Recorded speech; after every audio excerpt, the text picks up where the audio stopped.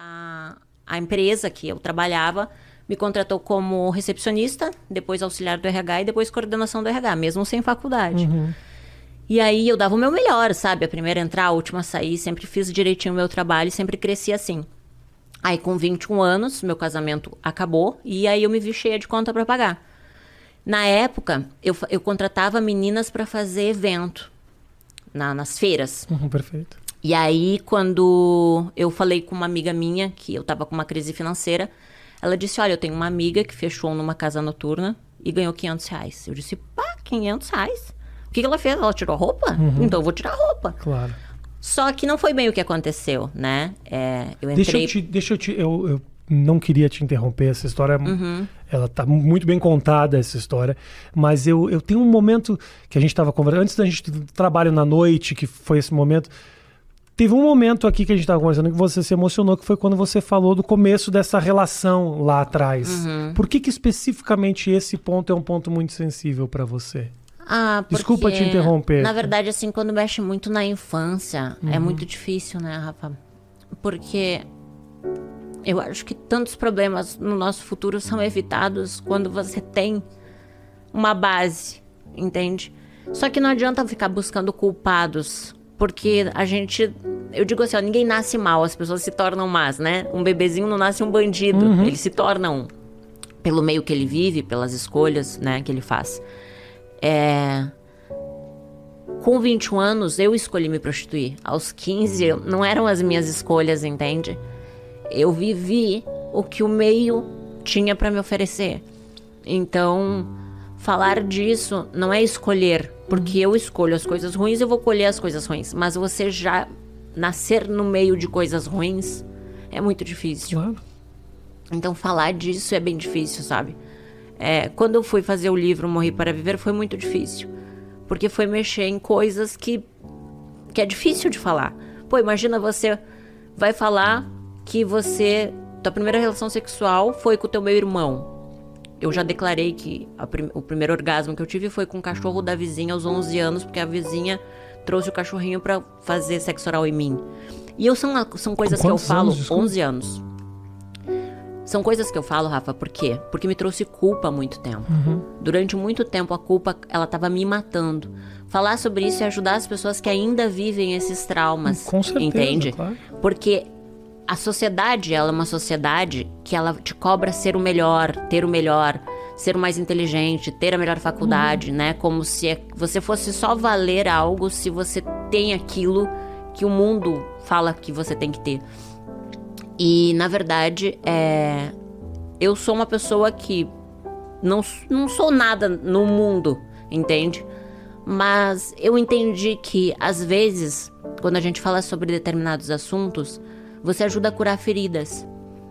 Quando você fala o que você sofreu, você tira um peso de dentro de você, você tira uma pedra que muitas vezes te leva à depressão. E você escondeu essas histórias durante muito tempo? Esconder durante muito tempo. Então, hoje eu entendo, escrevendo livro, fazendo acompanhamento com psicólogo, com psiquiatra, eu consegui entender que, na verdade, muitas das minhas emoções estão relacionadas à minha infância, né? Estão relacionadas aos meus traumas, à rejeição. Eu sempre tive muito medo da rejeição. Então, eu já rejeitava com medo de ser rejeitada.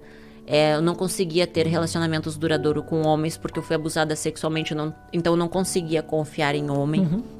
Então, eu vi que muitas coisas que aconteciam na minha vida era uma bagagem que eu levava, uma mochila nas minhas costas.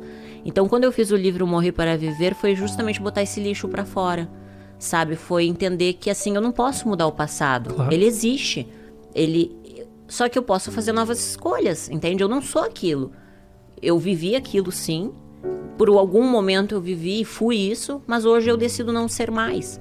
E acho que é importante que você também entenda que foi um passado duro, que não dá pra simplesmente desconsiderar de que você realmente sofreu, porque não basta só você falar, é você também entender o significado. Me parece que o fato de você entender que o seu passado foi duro faz com que você consiga olhar pra frente melhor, porque também só contar essa história de uma maneira quase que não tivesse acontecido com você, também não sei se daria o mesmo resultado. Eu acho, Rafa, que todos nós, a gente tem um propósito, sabe? no mundo, sabe? Eu acho que Deus é vivo, que Deus existe. E Ele dá essa oportunidade pra gente, assim, de aprender. Eu acho que tudo que a gente sofre, a gente aprende. E hoje, olhando tudo que eu passei, eu vejo que mesmo a dor ensinou. Talvez se eu não tivesse passado por tudo que eu passei, eu não seria a pessoa que eu sou hoje, entende? Eu não teria os valores que eu tenho hoje. Eu precisei sofrer, eu precisei passar por tudo isso. Quando hoje eu converso com uma mulher que já passou abuso e ela ainda não conseguiu perdoar, eu consigo saber o que ela sentiu, entende? Não é fácil perdoar. É muito difícil. Você tem a sede de vingança, eu costumo falar que quando a gente tá com mágoa, a gente tá tomando veneno esperando que a pessoa morra. Então você tá criando vários tipos de doenças, tanto psicológicas quanto físicas, por alimentar esse sentimento ruim. Todo pensamento negativo torna com que o teu corpo crie uma reação e aquilo vai fazer mal pro teu corpo, pra tua mente, pra tua vida trava. E você só você pode fazer as escolhas, entende, Rafa?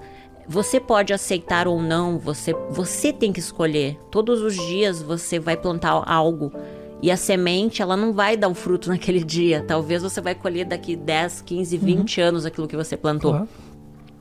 Então, a gente tem que ter autorresponsabilidade também e aprender a se perdoar.